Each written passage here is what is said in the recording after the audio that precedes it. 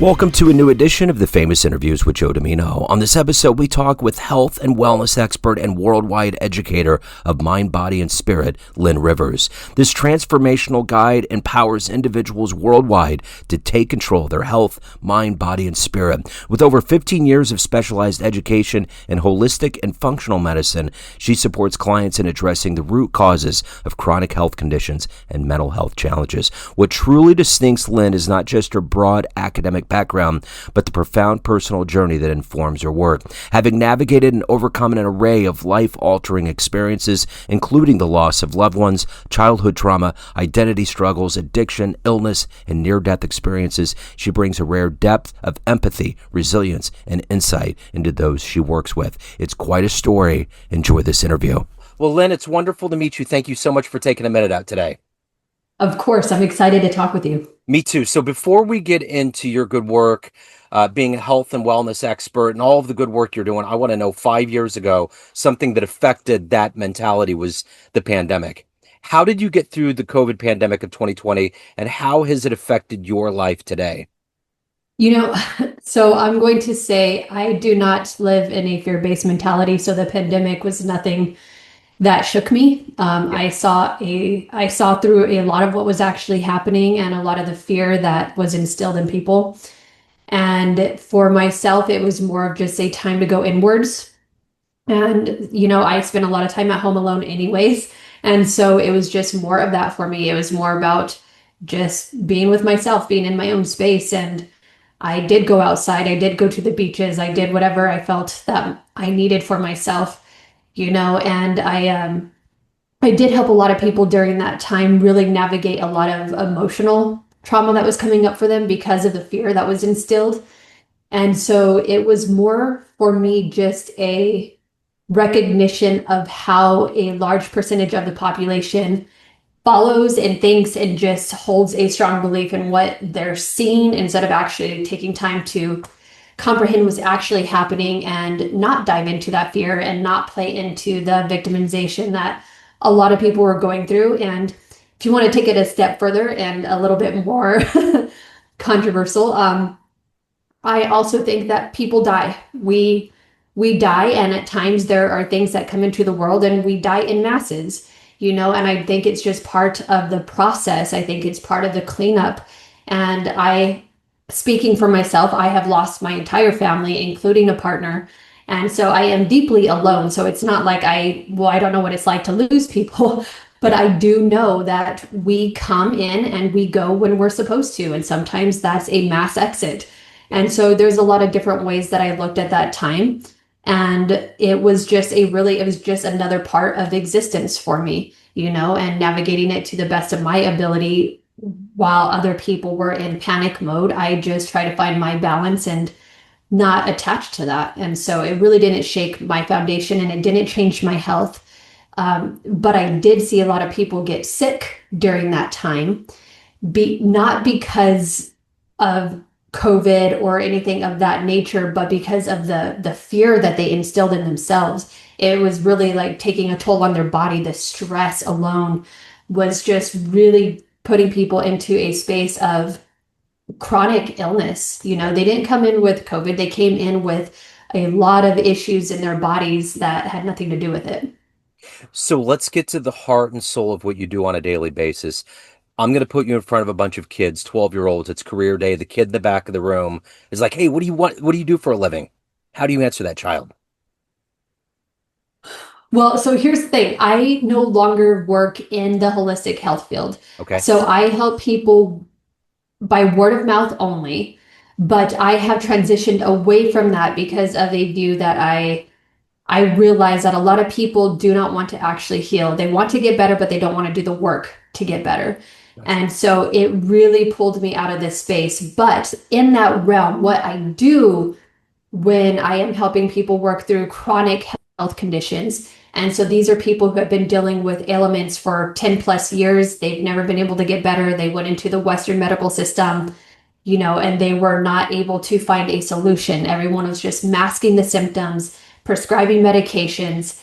And I take those people and I find the root cause of their disease. I really help them understand why they're sick, what's causing it, where did it stem from, and how do you get better?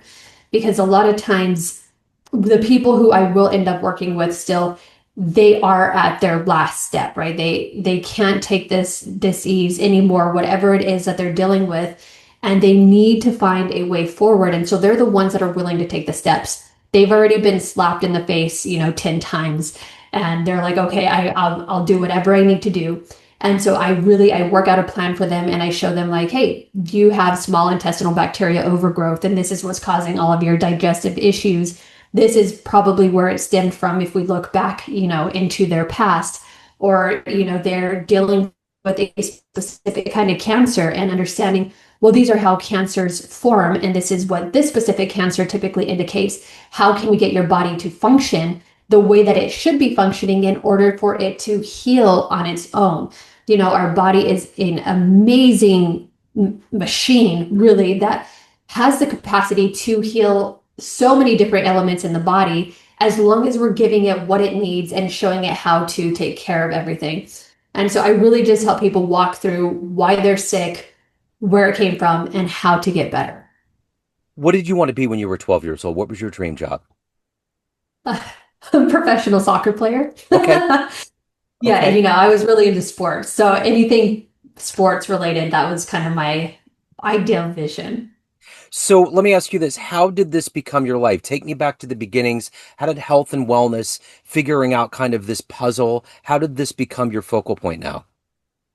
So it started because I lost the majority of my family before I turned 15 to various forms of cancer and disease in general. And so when I turned 17, I had something going on in my own body, and doctors just kept prescribing antibiotics, and it just kept coming back over and over again. And it was right at the time that the internet started, kind of coming out, where we had it at home. And I remember waiting for it to dial up, and I was like, I'm going to search and see if there's, for some reason, I just had it in my head. It was an intuitive thought to look for a natural cure for what I was dealing with. And sure enough, I found something. I tried it, and it never came back. And it was that moment where I was like, there is something more to our bodies and what it needs. And I want to find out, why did all of my family members die? Why was I so sick as a child and constantly in and out of the hospital? And I just took it from there. And, I did end up attracting a lot more disease from other people in my life. Like, I ended up in partnerships with people who were really sick and ended up dying. And a lot of my friends ended up dying from similar things. So it was this progressive motion of all of these things coming at me and figuring out like a puzzle piece, like, well, why is this happening and what can we do about it? And ultimately, I did find a lot of great solutions to so many elements out there. But the biggest thing that I ended up taking from all of it as I got older was the fact that everyone is in charge of their own healing. I might have the answers, but if I hand you the answers, it's up to you to implement it, right? And that was kind of the aha moment of, oh, the majority of people who are going to find me want to get better, but will not do the work to do so. It's not my job, if you will, to help them get better. They have to take the steps. I can give them all the tools, but it's them who has to implement it. So who losing so many people early on in your life, who has been that consistent inspiration or hero for you that's allowed you to stay sane, to find your voice, and to evolve into who you are today? I didn't have that. It's always been my own journey with myself. I've kind of been my own hero in that sense of, I didn't have a mentor. I didn't have someone to look up to. I didn't have family members who I wanted to aspire to be like. I had to dig myself out of my own holes. When I was the sickest, there was absolutely no one around me, and I had to figure out, how do I get up? How do I take care of my dogs on days when I literally didn't have the energy to get off the floor? Just simple things like that, where it was just like this. There was a moment that I'm speaking of where I was in a near-death experience, and I did not know how to take care of my dogs, and I had to find out how. I had to figure it out for myself. And those little moments that pushed me, it was always that way in my life. Ever since I was young, I always had to be there for myself. And I think it's my own personal journey. I just had to learn to be very alone in this world and happy with that. And a lot of people don't have to experience that, and that's okay. A lot of people do have mentors and they do have someone who they can turn to. And my life has just been different. And I've always been that person where I'm like, okay, Lynn, like, what's the next step? What are you going to do? How do you do this? And I'm very self-sufficient for that reason. And I'm thankful for that because I've had to learn to think drastically different from being in dark spaces by myself.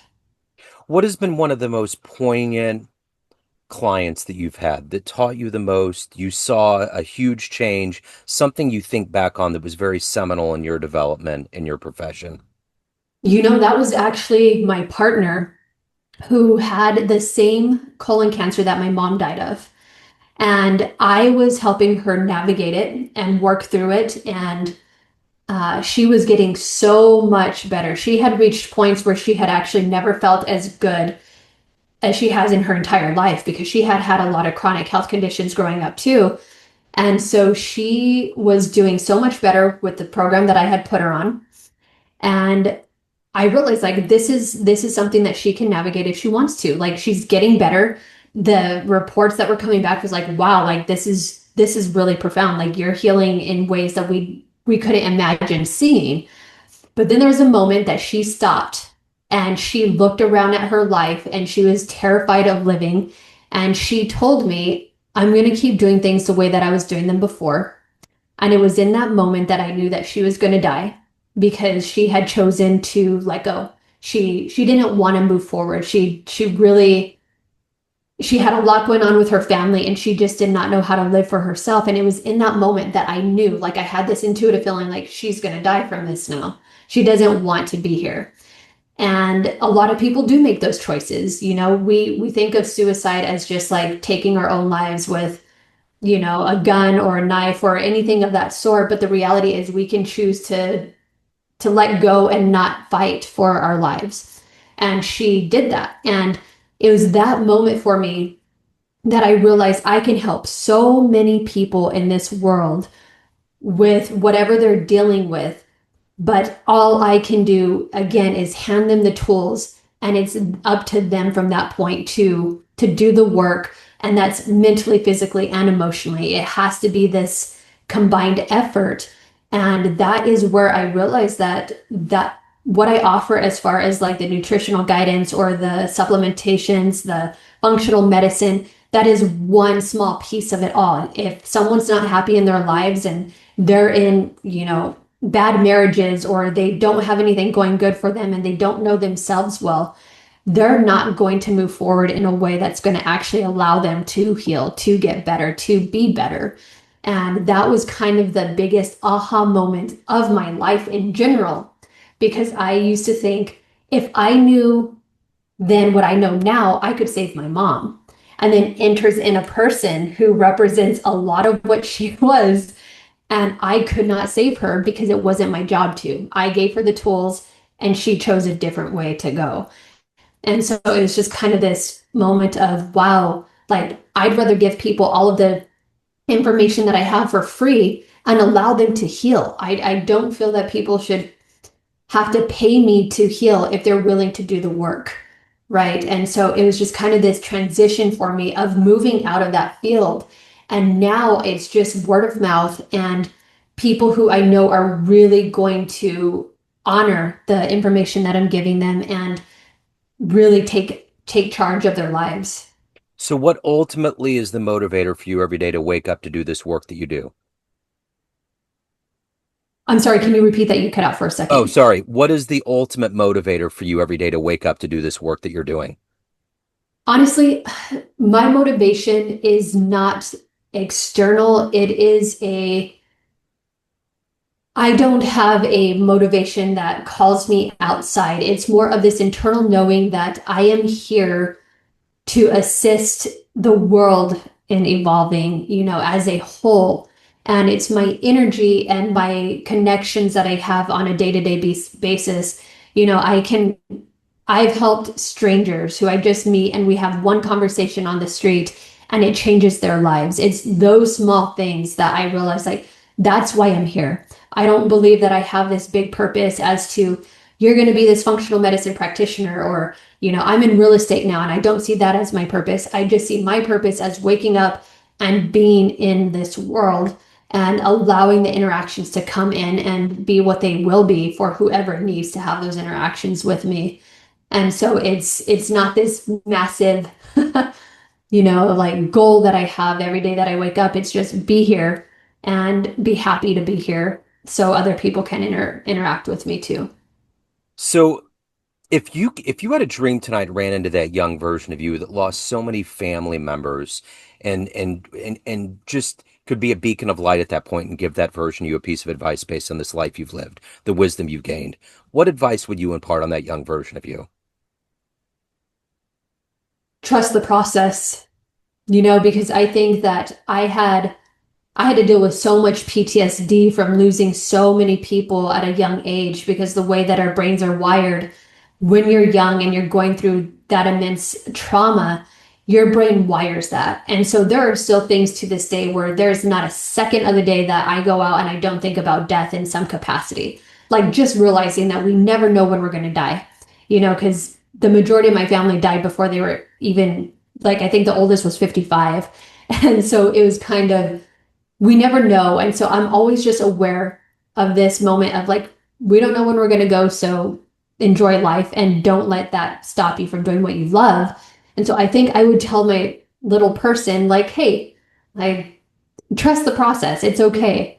She was so wounded, and I would just want her to know that it's going to be okay, that there's reason for this. I think there's a reason for everything happening the way that they did. I would not be who I am today, and I would not love myself the way that I do had it not been for those experiences. And, I think I'm happy that all my family and friends that I lost, that they're free. I have a whole nother vision of, and with my own near-death experiences, like I've gotten to experience them after they've died, and I'm happy for them. Like it's not a loss for me. It's just a, how dare you leave me behind sometimes. But, I think that I would want to know that everything was going to be okay. And that even though it was really hard to get through all of those difficulties, like I ended up being someone that I really love. So at the end of the day, of everything that you've done and obviously evolved to at this point, what are you ultimately the happiest about, the proudest of? I would say I'm most proud of my ability to see myself so clearly and to know when there were things that I need to work through, to constantly be analyzing myself to see where can I do better. And now granted, I self-analyze to a fault. Like there's nothing that I am not aware of when I'm doing it, that I'm aware that I'm doing it.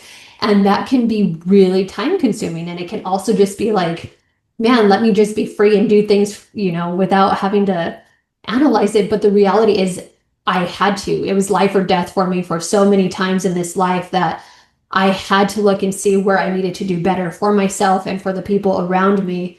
And I think that a lot of people are not able to do that in such turmoil. A lot of people let it take them down. And I think I'm proud of myself for being like, hey, I lost everyone and I had to learn to rebuild for myself, even when I was homeless. And the only thing that I could do was figure out how to get better and keep going. And I did that. I did that for myself. I didn't do it for anyone else. I didn't, there wasn't anything external that pulled me out of that hole. I had to do it for me. And I think that is like a really generous thing to offer myself. So helping people get to a better place with their health, you have to step into some heavy stuff. So I'm curious, if you were to walk into a room of all your clients, everybody that you've worked with throughout the years, and you could swim through that group of people and go to a podium and tell them one fun story, the first concert you went to, jumping out of an airplane, some kind of fun adventure, a cool place you traveled to, what would be a cool story you could tell that room? I think one of my favorite stories is the fact that growing up, because I had so much PTSD, the way my brain operated, I was afraid of everything. And I was afraid of flying. I was afraid of water. I was afraid of boats. Like you name it, I did not want to be near it. If it could cause immediate death, I was like, not happening. And my grandma was actually sick when I was, I want to say 10 years old, and she was we had to get her back to New Mexico to be with us because she was dying. And I remember making my family drive from New Mexico to San Antonio to pick her up because I would not fly. Like, I absolutely refused. And so when I turned 18, I decided I was going to get through all of my fears at once. And I jumped on my first flight to work on a cruise ship in Hawaii. So boats, water, planes. And I just decided, let's just do it. There was something that switched in me where I was like, I'm not living. I'm staying in the middle of the desert where I grew up, and nothing feels right to me. So I need to change this. And that change was that drastic. And it completely shifted my life. I mean, it opened up doors of so much travel for me and so many new experiences and meeting people from all over the world, and I think that is one of the things where I learned, step into the fear. If it's not an imminent danger, if it's not something that's going to put you at risk of, authority or danger, then do it. Like, if you have the fear, there's a reason for it, and it could be unlock so much in your life. And I think that's one of my favorite aha moments and stories of travel and how I fell in love with Hawaii. That's awesome. So let me ask you this, Lynn. At the end of the day, everyone has a perception of you. Family, friends, clients, everyone you work with, everyone that knows you, but you run the show. What's your perception of you? Who do you think you are? I am a very straightforward, fun, aware person. I am the person that people come to when they want to hear the truth and not just being, sidelined. A lot of people will tell you what they think you want to hear. I'm the person who says, like, hey, this is what I see. If you don't like it, that's okay, but this is what I'm feeling. And so I see myself as very grounded, very centered, and very stern with the way that I live my life, but yet I do it in a way that is still fun and playful and light. And so I really merge the two worlds, and I'd say ultimately I'm just a very balanced person in every aspect of my life. I always see both sides to a story.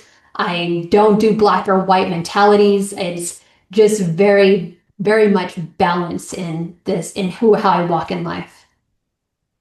So if anyone has questions, anybody's curious, anybody wants to reach out, any of the good business, where do they go?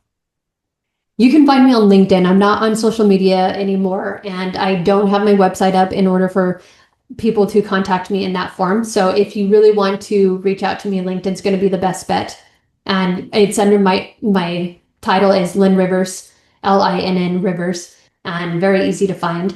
But otherwise, yeah, that's going to be the best way. The website was it was flooding too much people in. So I decided to stop that. This has been wonderful. Thank you so much for your story. Thank you for your time. And I will put all of these links in the show notes. Perfect. Thanks so much. Thanks for tuning in to another famous interview with Joe Dimino, where we cover the world of art, literature, business, spirituality, music, and more from around the globe. Our esteemed theme music was composed and produced by the great E.E. Pointer of Kansas City's River Cow Orchestra. If you want to hear more interviews, visit the Famous Interviews with Joe Dimino channel on YouTube. You can also find us on Spotify and Apple Podcasts. Thanks again for listening, and until next time.